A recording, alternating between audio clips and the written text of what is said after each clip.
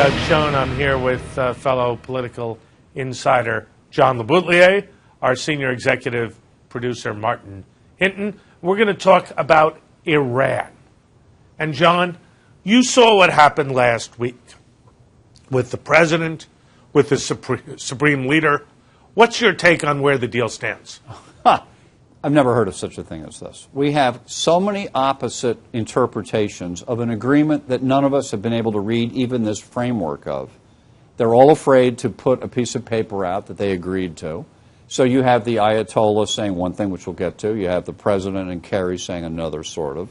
And the Europeans are kind of keeping quiet. They were in the room for all of it, but they're not apparently very happy either. Now, I don't know what went on in Lausanne for all this. Does anyone know, John? No. But we know the Ayatollah said two things that are total deal breakers in my view. Number one, all the sanctions must come off the minute the deal is signed.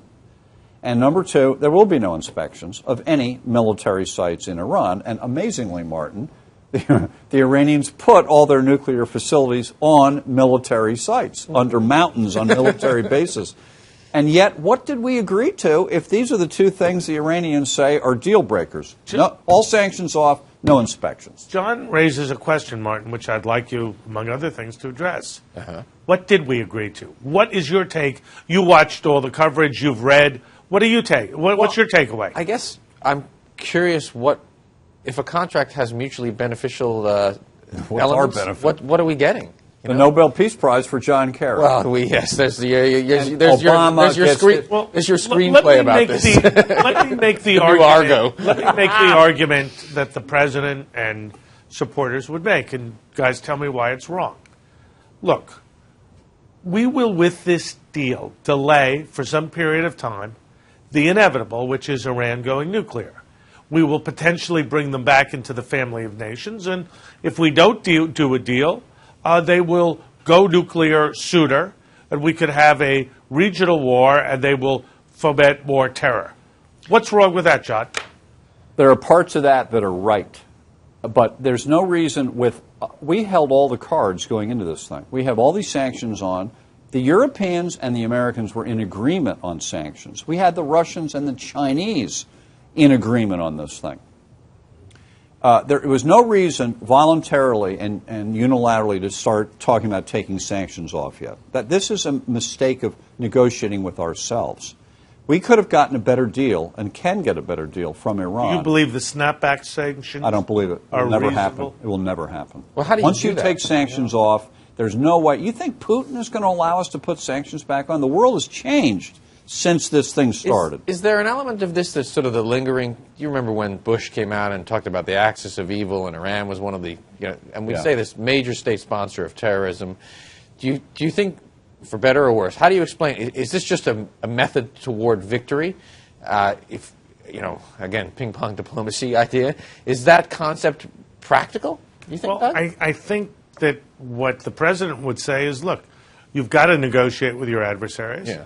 We've got to try to rein them in. We've got to limit their program. But does this elevate them to too high a status by putting them on this plateau? Well, let me ask you. As a Middle East power broker? I mean, we're basically... It probably does. But, John, what about congressional oversight, the Corker bill? Well, we're in the week when it's going to really begin now. And you and I have talked... Will it get the votes, yes or no? I think it will not get the 67 votes as of now. It doesn't mean it won't get it in a month or two or 3 months. But as of now, I agree with you. They're at 65 probably, even with Schumer coming over. And we need 67 to override a presidential veto. This is a huge, I know it's complicated to the viewers, but if Congress can get this thing passed and override a veto, it means Congress will approve or disapprove of the Iran deal, changes the whole thing. Martin, what's your take on the Corker bill?